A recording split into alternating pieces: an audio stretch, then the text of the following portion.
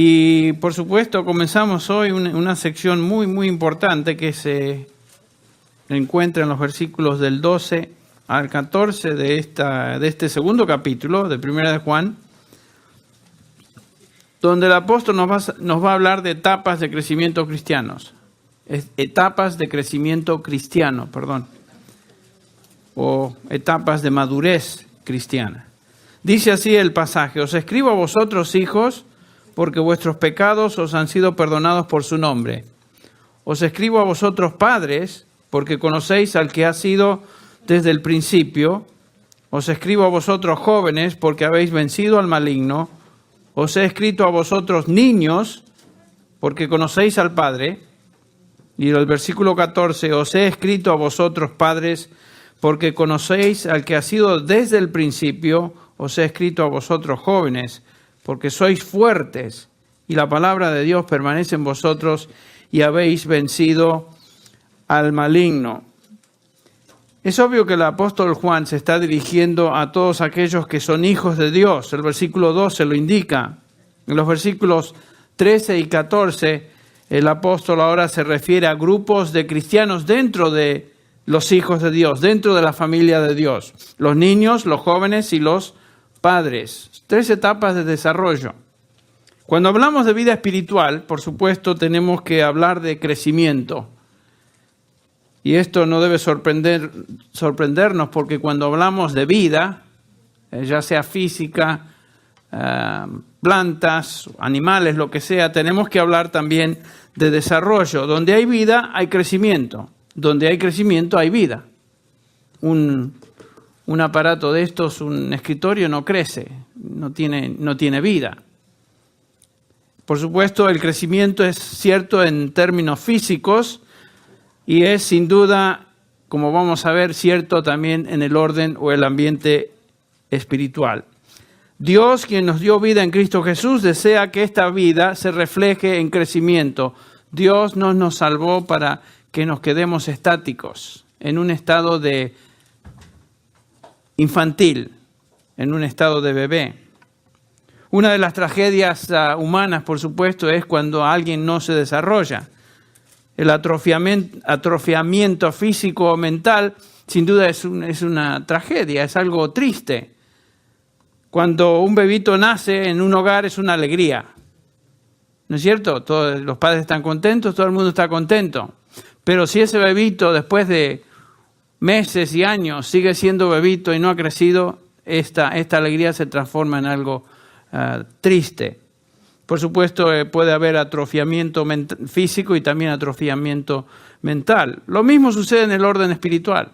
Tristemente, algunos creyentes se estancan en su vida espiritual. Son hijos de Dios, nacen en la familia de Dios, pero no manifiestan crecimiento o madurez a través de los años. Eso es muy triste.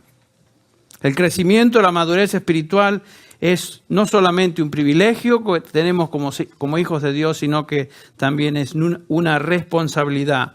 Pablo lo expresa de esta manera: hermanos, dice el apóstol, yo mismo no considero haberlo alcanzado ya, pero una cosa hago, olvidando lo que queda atrás, me extiendo a lo que está delante, prosigo hacia la meta para obtener el premio del supremo llamamiento de Dios en Cristo Jesús. ¿Ven lo que está diciendo Pablo? Yo no estoy estancado, no me quedo estancado. Lo que pasó, pasó, pero yo me extiendo hacia adelante. ¿Cuál es la meta? Bueno, si leemos el Nuevo Testamento y lo conocemos, sabemos que la meta es ser como Cristo. Nos dice Romanos 8:29 que hemos sido predestinados para ser conforme a la imagen del Señor Jesucristo.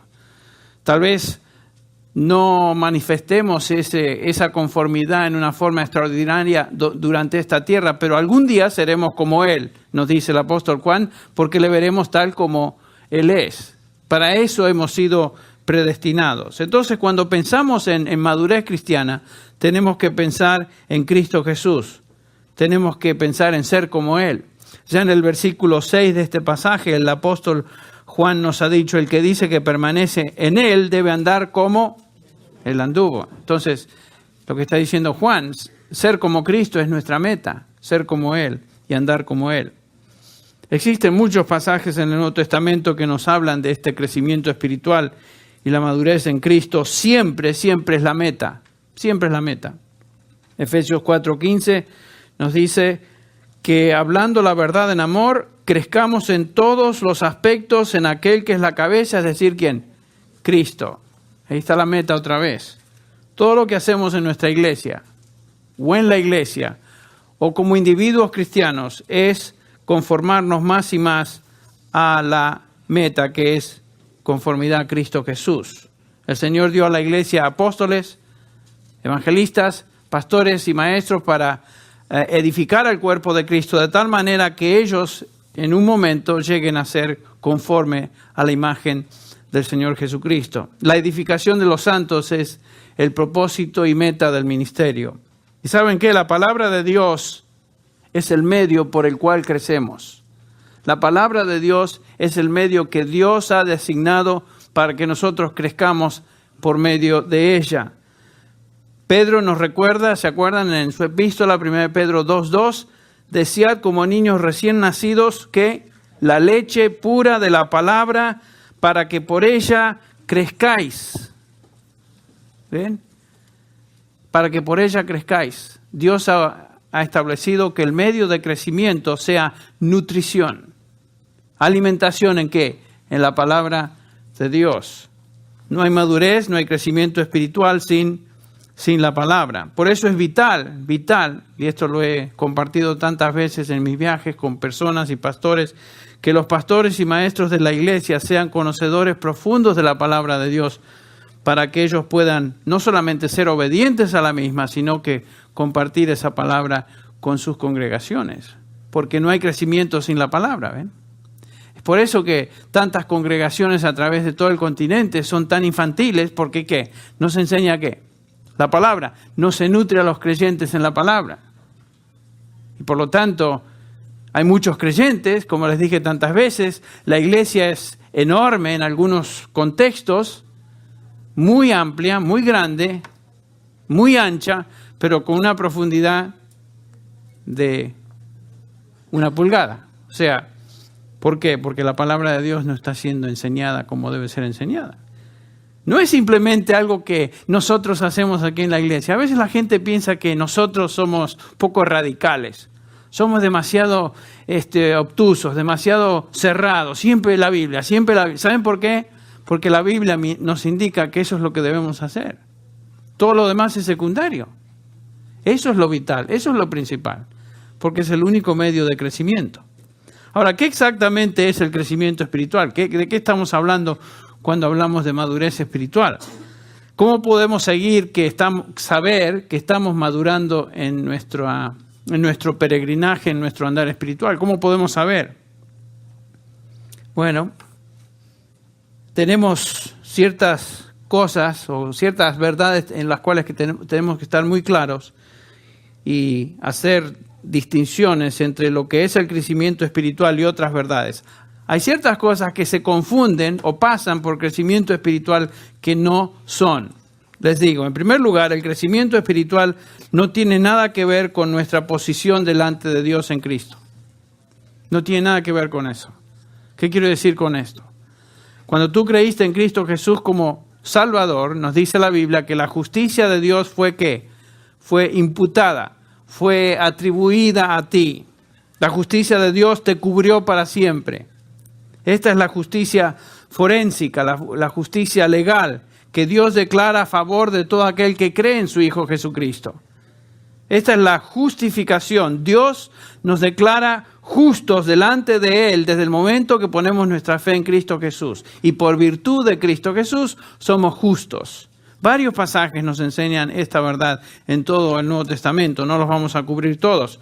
Filipenses 3:9, por ejemplo, nos dice: esta es mi meta, dice Pablo, ser hallado en Él, no teniendo mi propia justicia derivada de la ley. Y acuérdense que él había sido fariseo tratando de establecer su propia justicia por la ley, sino la que es por fe en Cristo, la justicia que procede de Dios sobre la base de la fe. Entonces Pablo está hablando de una justicia que viene de Dios y que Dios nos da aquellos que tenemos fe en Cristo Jesús. Colosenses 2:10 nos dice, y vosotros estáis completos en Él, en Cristo, que es la cabeza de todo principado y potestad. Tal vez el pasaje más claro en el Nuevo Testamento es 2 Corintios 5:21, donde nos dice, al que no conoció pecado, hablando de Cristo, le hizo pecado por nosotros para que fuéramos hechos, escuche bien, justicia de Dios en Él. Somos justicia de Dios en Él. Cristo llevó nuestro pecado en la cruz y nosotros recibimos su justicia. Dios nos ve en su Hijo, Jesucristo, cubiertos por su justicia. Por eso es que la salvación no se puede perder, porque no depende de nosotros. Depende del hecho de que estamos en Cristo Jesús y estamos cubiertos por su justicia. Él llevó nuestros pecados, jamás seremos juzgados por nuestros pecados otra vez. Cristo llevó nuestro pecado en la cruz. Entonces nuestra madurez espiritual no está relacionada con nuestra posición en Cristo. Nuestra posición en Cristo nunca cambia. ¿Sabe usted eso? Desde el momento que usted cree en el Señor Jesucristo como su Señor y Salvador, la justicia de Dios lo cubre y eso jamás cambia. Somos justos, legalmente, forensicamente hablando, desde ese momento y por toda la eternidad. Eso nunca cambia. En segundo lugar, el crecimiento espiritual no tiene nada que ver con el amor de Dios para con nosotros. Dios no nos ama más o nos ama menos de acuerdo a nuestro crecimiento espiritual. Alguna gente piensa que Dios está enojado con uno si uno no está creciendo espiritualmente. Bueno, Dios no se agrada de eso, pero no es que nos ama más o menos de acuerdo a nuestra conducta, de acuerdo a nuestro crecimiento espiritual. Dios siempre nos ama con amor perfecto. ¿Y saben qué? Nos amó desde antes de la fundación del mundo. Nos amó y siempre nos va a amar. En Juan 13:1, cuando el Señor Jesucristo está ahí en la última cena, ¿se acuerdan? El día de la última cena con sus discípulos. Este grupo de discípulos, de obviamente creyentes, con la excepción de Judas, estaban manifestando aún en ese contexto carnalidad, ¿se acuerdan? Estaban discutiendo quién sería el primero en el reino de los cielos. Y en ese contexto el Señor comienza a ceñirse una toalla y les lava los pies. Pero es interesante, el versículo 1 de Juan 13 nos dice, antes de la fiesta de la Pascua, sabiendo Jesús que su hora había llegado para pasar de este mundo al Padre, y ellos lo tendrían que haber sabido. Él iba a ser entregado e iba a ser crucificado. Habiendo amado a los suyos, el grupito, a los suyos que estaban en el mundo, escuche lo que dice, los amó hasta el fin. Esa palabra hasta el fin, los amó perfectamente, los amó hasta lo sumo. Su amor no varía, nunca varía. Eso nos debe dar tremenda confianza que el Señor no nos va a amar menos o más, de acuerdo a si nos portamos bien o crecemos o no crecemos. En tercer lugar, el crecimiento espiritual no tiene nada que ver con el tiempo. No es cuestión de horas, no es cuestión de meses, no es cuestión cronológica. Hay cristianos que han sido salvos por años, pero no han crecido. O sea, el ser creyente por muchos años no garantiza que uno va a ser maduro en el Señor. Puede ser uno totalmente infantil a pesar de haber sido convertido por años. Es justamente lo que Pablo les dice a los corintios. Ustedes recuerdan en 1 Corintios 1:3, no he podido hablaros como a espirituales, sino como a carnales. Y después agrega, como a niños en Cristo, cuando tuvieron suficiente tiempo para crecer y no lo habían hecho. No habían madurado. Habían tenido tiempo para salir de ese estado de infancia. Y sin embargo todavía estaban ahí. Pablo dice, no les puedo dar de comer vianda, sino que les tengo que dar lechita. Todavía necesitan su mamadera. Y muchos creyentes están ahí, todavía chupándose el dedo, espiritualmente hablando. Habían transcurrido muchos años, varios años en la iglesia en Corinto y todavía eran infantiles. Eran peleadores, ¿se acuerdan? Conflictivos, seguían a personalidades. Yo soy de Apolo, yo soy de Pedro o de Cefas, yo soy de Pablo. Y estaba el grupo espiritual, nosotros seguimos a Cristo. Estaba ese grupo, los que se creían lo mejor de todo. ¿Sabe qué? Desde el momento que uno se cree espiritual, da evidencia que no lo es. Especialmente cuando se pavonea, cuando trata de impresionar a los demás, que es espiritual. Y esto tristemente sucede en muchos creyentes. Cuarto lugar, el crecimiento espiritual no está necesariamente relacionado al conocimiento.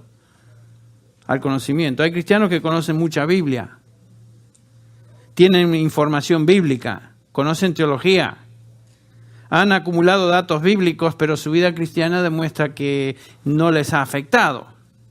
Una cosa es conocer datos, otra cosa es permitir que el conocimiento bíblico nos afecte.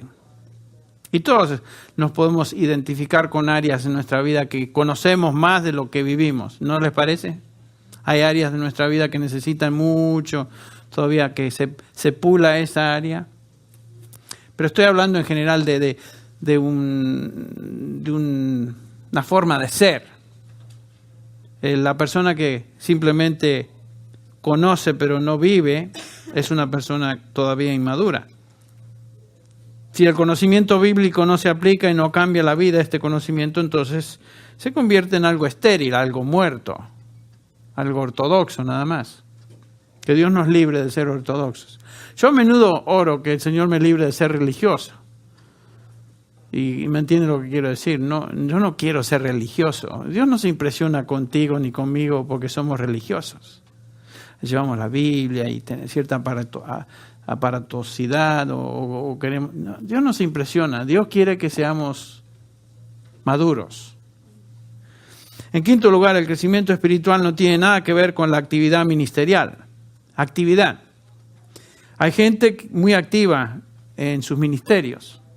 Y he conocido a través de los años gente muy activa en ministerio, organizaciones cristianas, gente que está ocupada continuamente en ciertas actividades de ministerio y piensan que eso los convierte en personas maduras. No es cierto.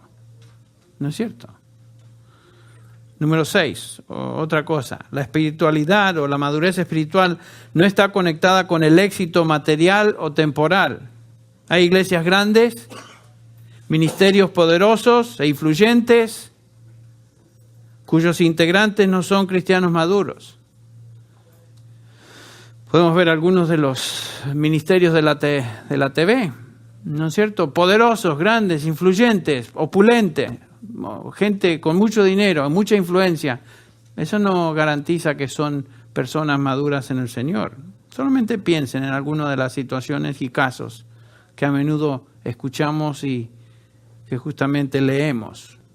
Bueno, estas verdades son importantes de recordar entonces cuando hablamos de crecimiento espiritual.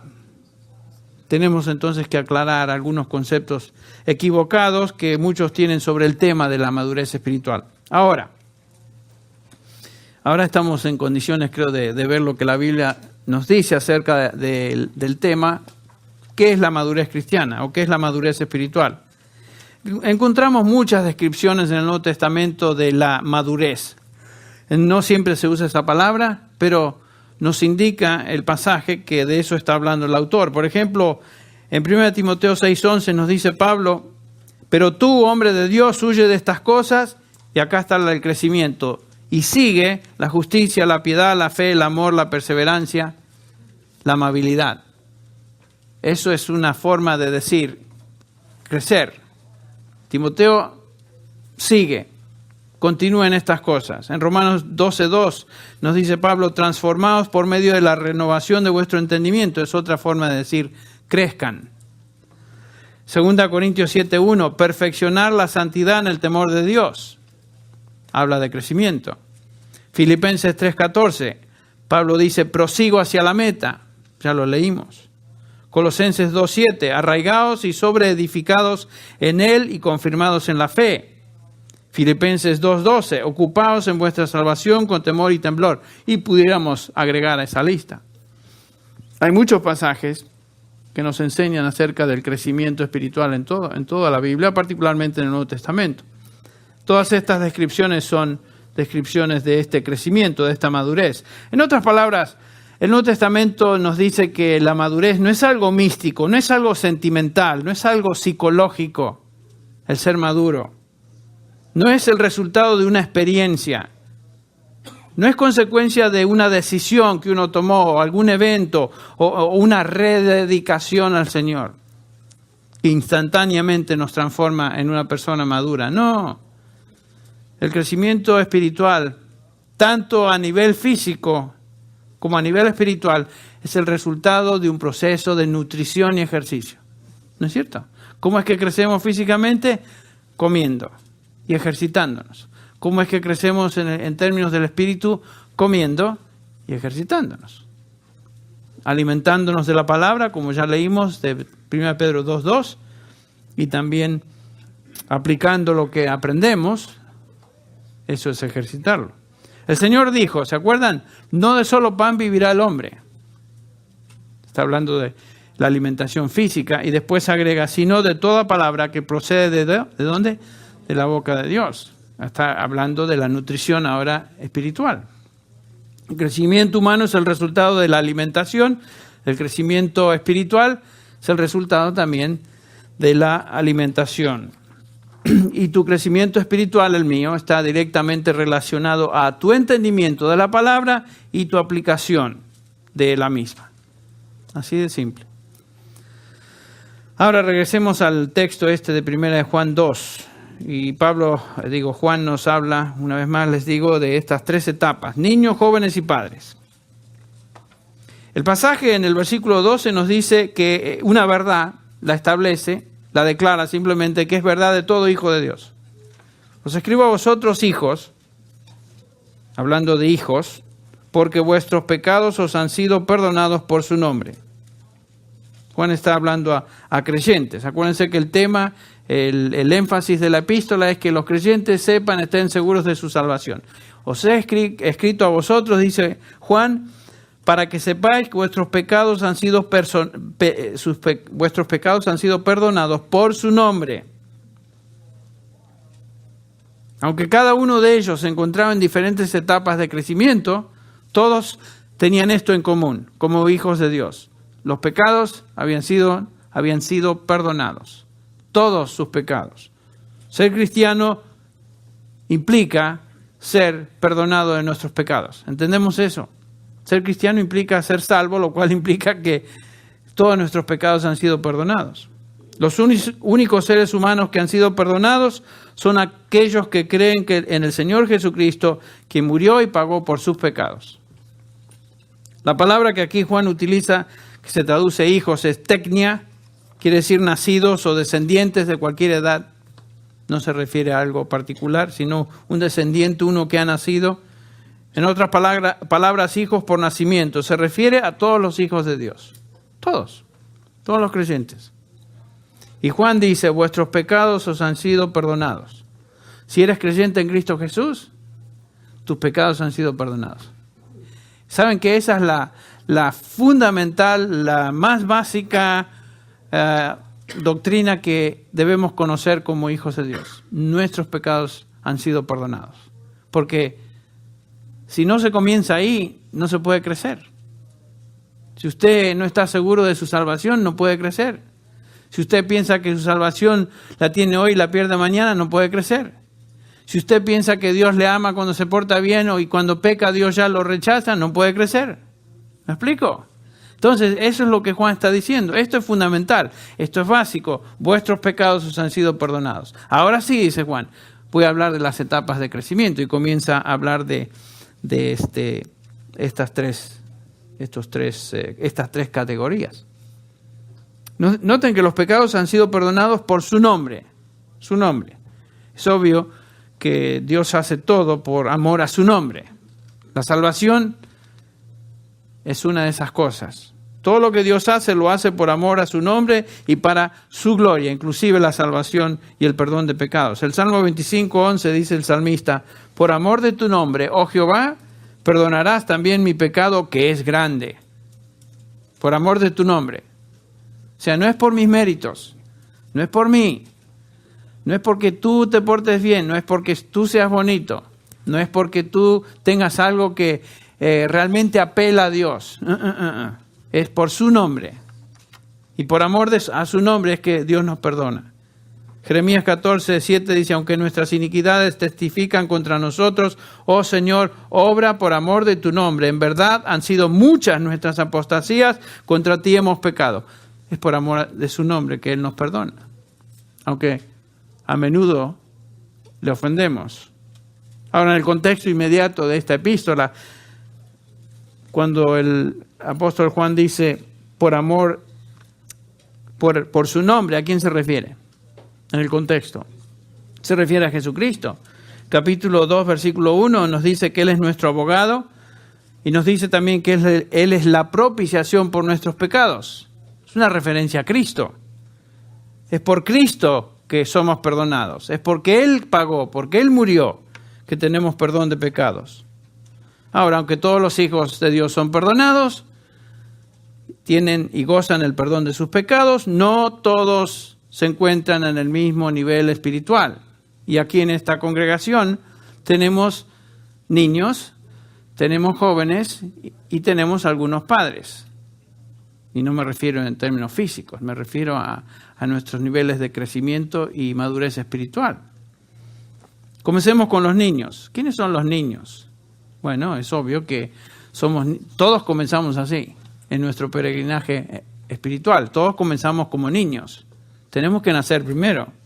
Os he escrito a vosotros, niños, dice el versículo 13, porque conocéis al Padre. Qué interesante, es una palabra distinta a la que él usó en el versículo 12.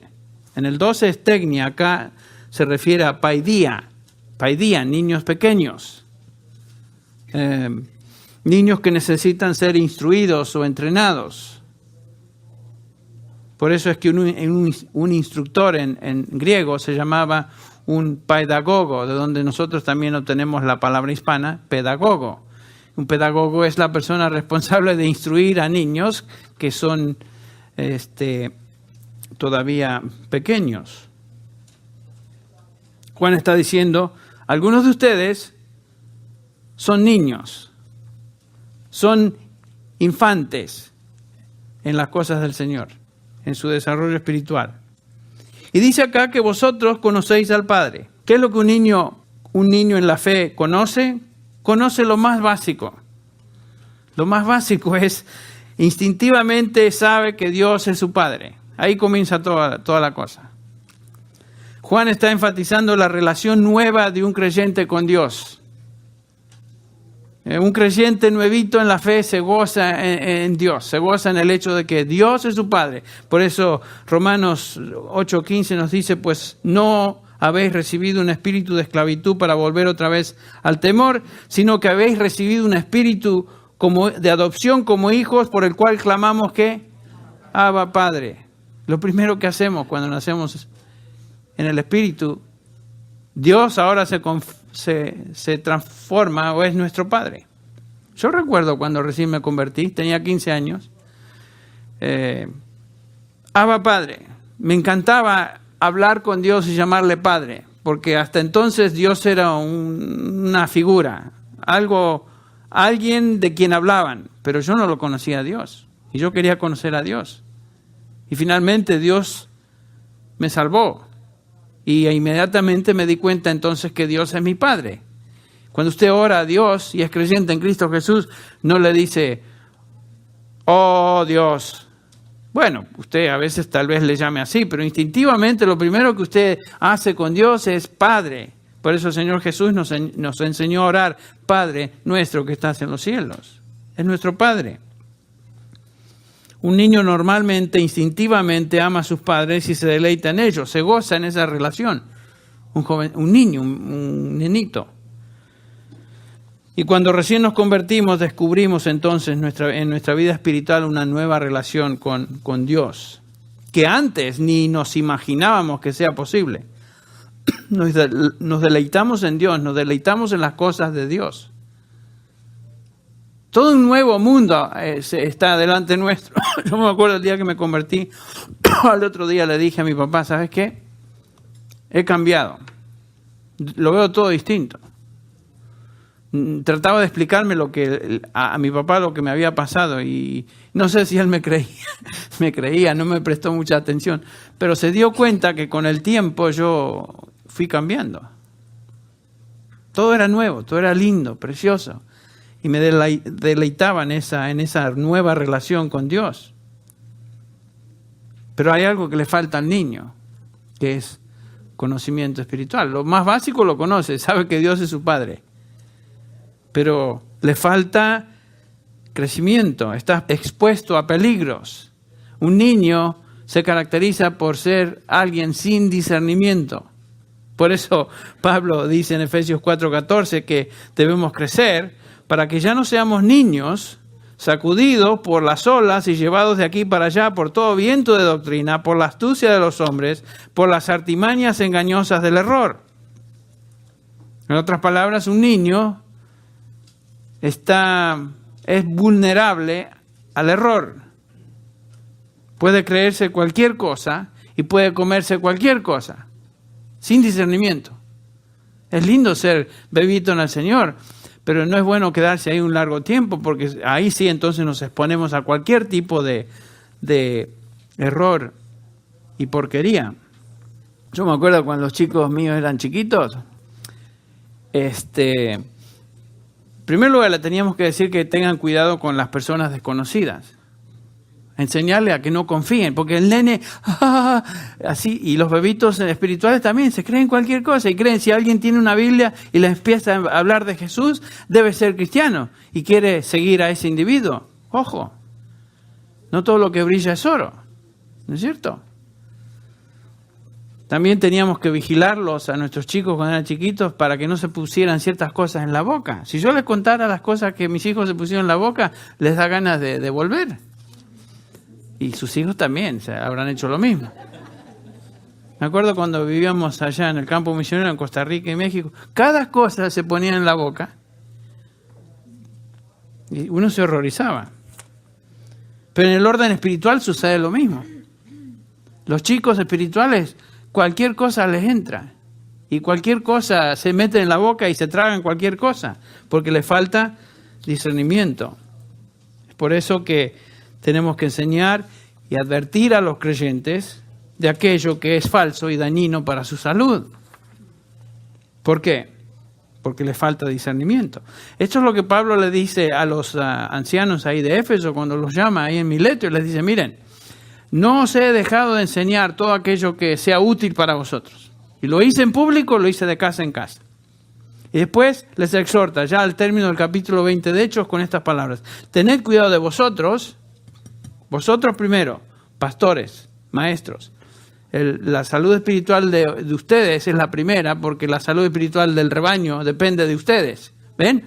Tened cuidado de vosotros, en medio de la cual, y de toda la grey, en medio de la cual el Espíritu Santo os ha hecho obispos para pastorear la iglesia de Dios. ¿Y por qué tienen que cuidarse de ellos y por la iglesia, o cuidar de la iglesia? Porque dice que después de mi partida, ¿qué va a suceder? Vendrán lobos feroces, rapaces entre vosotros, que no perdonarán al rebaño. Está hablando de falsos maestros. Y que de entre vosotros mismos se van a levantar algunos hablando cosas perversas para arrastrar discípulos tras de sí.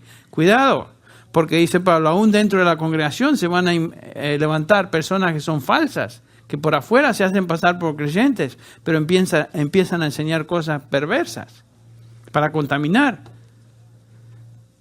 Por tanto, estad alerta, dice Pablo, recordando que por 3 años, de noche y de día, no cesé de amonestar a cada uno con lágrimas. ¿Ven? Una gran parte del ministerio es justamente eso, advertencia. Y no te pongas eso en la boca, no comas eso, no seas cochino, cuídate de esto. Eso en el orden espiritual también. Y a veces darle un buen cachetazo al creyente o a la creyente. ¿No es cierto? Y a veces dárselo bien acá en el donde duele. ¿Por qué? Porque no los queremos, no, justamente por lo opuesto. Porque se están tragando sonceras que le están causando daño.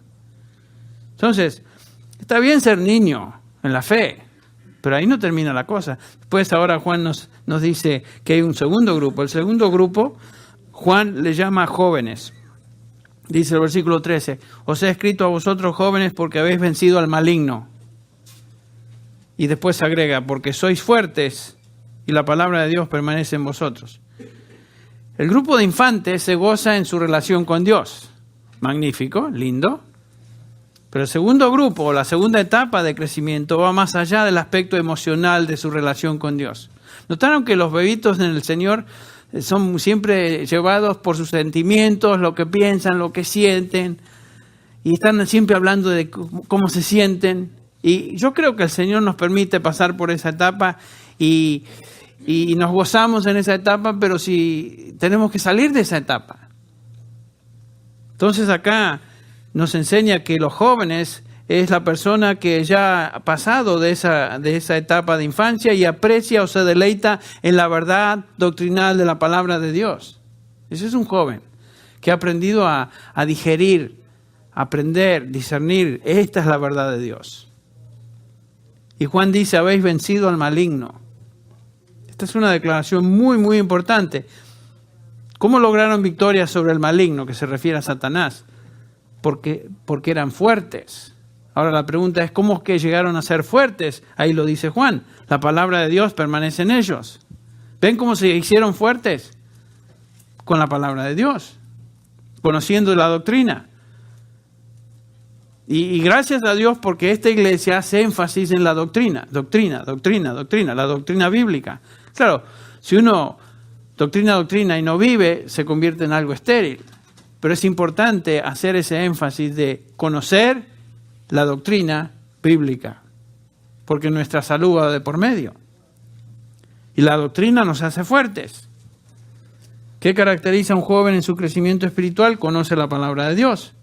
Dice acá, la palabra de Dios habita en él, conoce lo que la Biblia enseña, conoce la doctrina. Está equipado con conocimiento bíblico para discernir entre el error y la verdad. Un bebito está entretenido y movido por sus emociones, por sus necesidades personales, problemas. Todo gira en torno a su persona. Noten ustedes las personas con quienes hablamos a veces. Si es bebito en el Señor, siempre está hablando de él o de ella. Todo gira en torno a él y a él. El mundo es él. Todo es él o ella. Lo bueno, lo malo, lo mediocre, todo es él. Y ahí está, él. O sea, no está pensando en la familia de Dios. No está pensando en nosotros. Siempre y lloran y gritan y patalean. Y a veces irrita un poco. Otras veces uno se sonríe por dentro. Otras veces da ganas de darle un buen toquecito ahí. El joven espiritual, nos dice Juan, ha crecido, está consciente de que el mundo está más allá de su persona. Medita en la verdad de Dios, se goza en la doctrina, se goza en lo que Dios dice en su palabra. No está consumido por su propia persona, se está nutriendo en la palabra. Y es fuerte, por lo tanto ha vencido al maligno. ¿Qué quiere decir de eso que ha vencido al maligno? Bueno, el maligno, ¿quién es? Satanás. ¿Saben qué? Satanás no está tan interesado en hacernos caer en alguna tentación carnal. Satanás opera en el ambiente de las ideas, en el ambiente de las filosofías, en el ambiente de la falsa doctrina. Escuchen lo que dice Pablo, 2 Corintios 11, 13. Porque los tales son falsos apóstoles, obreros fraudulentos que se disfrazan como apóstoles de Cristo. Fíjense. Y no es de extrañar, dice Pablo, pues aún Satanás se disfraza como ángel de luz. Desde el comienzo Satanás empezó a engañar disfrazado. Una serpiente. Y se ve que era un animal muy, muy bonito, muy lindo en el jardín. No era esas porquerías que vemos a veces, serpientes como las conocemos hoy. Más eso fue parte de la maldición, que se arrastraran por el piso. Era algo lindo. Pero siempre se presenta a Satanás como algo lindo, atractivo. Esa caricatura vestida de rojo con una larga cola y un tridente. Esos son inventos humanos. El diablo trabaja en las falsas ideas, en el disfraz. Es el maestro de la mentira. El Señor Jesús nos dice que es el padre de mentira. Satanás no está interesado en tus debilidades carnales como muchos piensan. El pecado en la carne el pecado está en la carne y en el corazón del hombre. Por eso Santiago dice que cada uno de nosotros es tentado cuando es llevado y seducido por su propia ¿qué? Su propia pasión. Satanás no está interesado. Claro, a veces nos tienta, pero esa no es primordialmente lo que él hace. Satanás se encuentra en las ideas falsas, en todo aquello que se opone a la verdad. Exhortando a Timoteo a guardar la verdad, Pablo le dice, pero el Espíritu dice claramente que en los últimos tiempos algunos van a apostatar de la fe, prestando atención a espíritus engañadores y a doctrinas de demonios. ¿Quiénes son estos? Bueno, doctrinas de demonios enseñadas por falsos maestros. Y dice después, al señalar estas cosas a los hermanos, serás un buen ministro de Cristo. Detrás de toda mentira religiosa, detrás de todo sistema falso está Satanás. ¿Y saben qué? La estrategia de él nunca cambió. Es inyectar duda, plantar mentira, y es todo lo que hace. Desde el jardín del Edén hasta que el Señor venga. Siempre va a plantar lo que es falso. Por eso les digo, no todo lo que brilla es oro. Él nunca se va a presentar como una cosa fea. ¿Ustedes piensan que ese retiro, esa convención espiritista que les dije que estuvieron el mismo día, los mismos días que nosotros tuvimos el retiro de pastores? ¿Ustedes piensan que venían todos disfrazados de rojo? ¿Con cuernos y todos feos así? No, nada que ver. Gente bien vestida, con trajes y algunos atractivos. Y uno dice, ¿cómo una persona se va a creer todas estas cosas? Son emisarios de Satanás. Satanás no se presenta como algo feo, horrible. Se presenta como un ángel de luz. Y sus emisarios también. Entonces dice Juan, habéis vencido al maligno. Habéis vencido la mentira detrás de la falsa doctrina y lo habéis hecho a través de la palabra. La única manera de poder discernir entre el error y lo falso es conocer la palabra. Entonces, si eres un joven espiritual, no te dejas llevar por cualquier corriente y ola de llevado de aquí para allá, todo viento de doctrina, como dice Pablo, porque vas a poder discernir. Si alguien viene y te dice, ¿sabes qué? Cristo no es Dios. Inmediatamente se te paran las antenas. ¿No? No, es que Cristo fue un hombre. Y María Magdalena era una de sus esposas. Ah, sí. O, ¿sabes qué? Realmente la Trinidad no existe. Existe solamente un Dios. Y todo eso que enseñan de la Trinidad son patrañas, etc. Uno empieza... Nadie fácilmente nos va a convencer de esas cosas. ¿Por qué? Porque estamos en la palabra, conocemos lo que la palabra de Dios dice. Pero un niño en la fe... Uno que simplemente se ha convertido y no sabe nada más, conoce al Padre, le viene alguien, un testigo de Jehová, le empieza a enseñar del libro ese y de la atalaya y le mete ideas, y él, como trae la Biblia y se ven gente buena por afuera, dice, pues sí, pasen adelante, vamos a orar. Y ahí él escucha, qué interesante. Expresa de falsos maestros, inmediatamente. Entonces los niños se deleitan en la experiencia de su relación con Dios, los jóvenes se deleitan en la verdad de Dios. Ahora, ojo, eso no quiere decir que un joven espiritual no es vulnerable a la carne, ¿saben? Todos somos vulnerables a la carne, no importa en qué nivel espiritual estemos. Todos somos débiles en nuestra carne y lo seremos hasta que el Señor venga por su iglesia y nos lleve a su presencia. Por eso es que pecamos en las áreas que pecamos. Porque algunos de ustedes estarán diciendo, bueno, yo pensaba que tenía discernimiento, que ya estaba creciendo el Señor, pero tengo este problema en mi carne. Estoy luchando con esto. Una persona madura no lucha con la carne. No, mentira. Usted está pensando eso. ¿Pablo era maduro en el Señor? Absolutamente. ¿Era Pablo un padre espiritual? Definitivamente. ¿Qué dice Pablo en Romanos 7? Miserable hombre de mí, ¿quién me librará de este cuerpo de muerte? Lo que quiero hacer, no lo hago. Lo que no quiero hacer, eso es lo que hago. Y la lucha, la tensión constante de este padre espiritual con su propia carne. ¿Usted tiene esa lucha? Bueno, cualquier nivel, cualquier etapa de crecimiento cristiano, cualquier creyente tiene luchas. Estamos hablando de etapas de crecimiento espiritual, que no es lo mismo de decir que desde ahora en adelante tengo victoria en toda área de mi carne. Ahora, desde que estamos creciendo en el Señor y maduramos en el Señor, no pecamos tal vez tanto como lo hacíamos al principio. Y hay ciertas áreas de nuestra vida en las cuales caemos que nos causan tremenda angustia y tremendo dolor como creyentes. Y cuanto más crecemos en el Señor, más odiamos el pecado que nos afecta. Lo odiamos. Pero seguimos luchando hasta que Él nos lleva a su presencia. Tercer grupo, y con este terminamos. Tercer grupo de crecimiento espiritual son los padres. Os he escrito a vosotros, padres, porque conocéis al que ha sido desde el principio, versículo 13. Y el 14 repite, os he escrito a vosotros, padres, porque conocéis al que ha sido desde el principio. Ahora Juan se dirige a los creyentes que han pasado la etapa de la infancia, han crecido, se han fortalecido en la palabra, han sido jóvenes y ahora han llegado a ser padres espirituales. ¿Qué es eso de padre espiritual?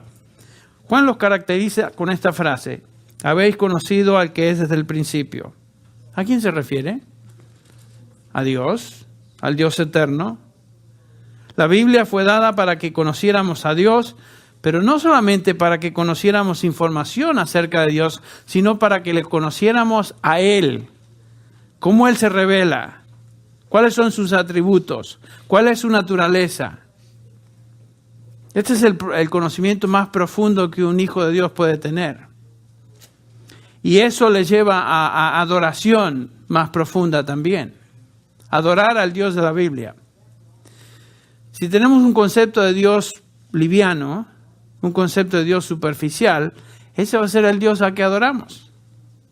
Pero si nuestro conocimiento de Dios crece a través de la palabra y la obediencia a la misma, y nos profundizamos en eso, llegamos a adorar al Dios de la Biblia. Yo creo que es lo que Jeremías nos dice en el capítulo 9, 23 y 24 de ese libro. Así dice el Señor: no se gloríe el sabio en su sabiduría, ni se gloríe el poderoso de su poder, ni el rico se gloríe de su riqueza, mas el que se gloríe, gloríese de esto. Noten lo que dice. Este es Dios el que hable. Gloríense en esto, que me entiende y me conoce. Que me entiende y me conoce. Y después agrega: pues yo soy Jehová, que hago misericordia, derecho, justicia en la tierra. Porque de estas cosas me complazco, declara el Señor. Dios quiere que le conozcamos, pero no superficialmente. Que les conozcamos, que le entendamos, que le conozcamos de verdad, que le conozcamos como Él se revela en su palabra. No simplemente conocer doctrina o datos, pero que lleguemos a conocerle a Él en nuestro caminar diario. Y como resultado de esto, adorarle. Y yo creo que este es el conocimiento que Job finalmente, al cabo de al término de su libro, después de haber pasado todas sus experiencias, yo creo que de este conocimiento nos habla él también. ¿Se acuerdan? Cuando al final, allá en el capítulo 42 de Job, dice: por tanto he declarado lo que no comprendía. ¿No les parece a usted que hacemos eso a veces? A veces decimos cosas que ni entendemos lo que decimos. Y empezamos a usar la Biblia como si fuera un libro de magia. Ni sabemos lo que estamos diciendo. Bueno, gracias a Dios yo creo que sé un poco más de lo que estoy diciendo, pero muchos escucho decir cosas y hablan de la Biblia como si fuera Dios el que habla. Dice Job: cosas demasiado maravillosas para mí que yo no sabía. Oye, dice Job, te ruego y hablaré, te preguntaré y tú me enseñarás. Y acá está lo que quería hacer énfasis. De oídas te había oído. Era un creyente que había escuchado de Dios. Era justo. Era un hombre justo, sin duda. Mas ahora, mis ojos te ven. Por tanto, me aborrezco y me arrepiento en polvo y ceniza. Ese es el conocimiento del que está hablando Juan. Ese es un padre espiritual. No es una persona que habla de Dios de una forma chabacana, así como si que fueron a la escuela juntos. Una persona que conoce a Dios de esta manera, se aborrece a sí misma en comparación a Dios, se postra delante de Dios y vive en arrepentimiento. Entonces Juan está hablando de estas etapas de crecimiento espiritual. Todos somos hijos de Dios y ya estamos terminando.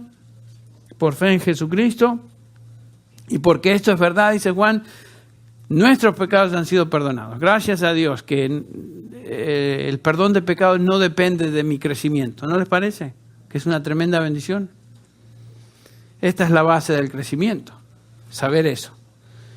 Todos comenzamos nuestro peregrinaje espiritual siendo niños en la fe. Sin embargo, como dijimos, Dios desea que crezcamos, que avancemos. Esto no es algo automático, no es algo instantáneo, sino que es un proceso de crecimiento y depende de nuestra alimentación en la palabra de Dios. Y por supuesto, obedientes a lo que sabemos que Dios nos dice. Y Dios desea que cada uno de nosotros lleguemos a conocerle íntimamente. Esa es la meta. Por supuesto, no hay atajos, no hay pasos fáciles de la madurez para la madurez espiritual.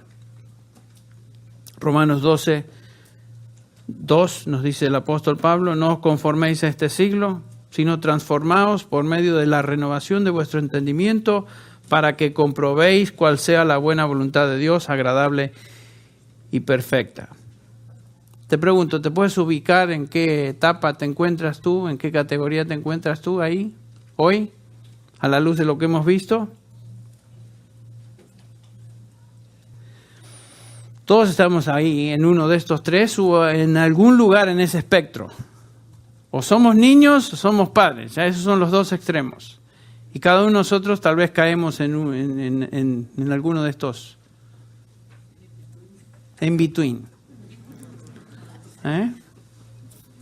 Pero ¿saben qué? Aunque nos creamos que hemos llegado a cierto nivel de madurez, y Pablo sin duda era un padre espiritual, nunca podemos pensar que hemos llegado a ser lo que debemos ser. Porque Pablo dice, miren, no que yo lo haya alcanzado todavía.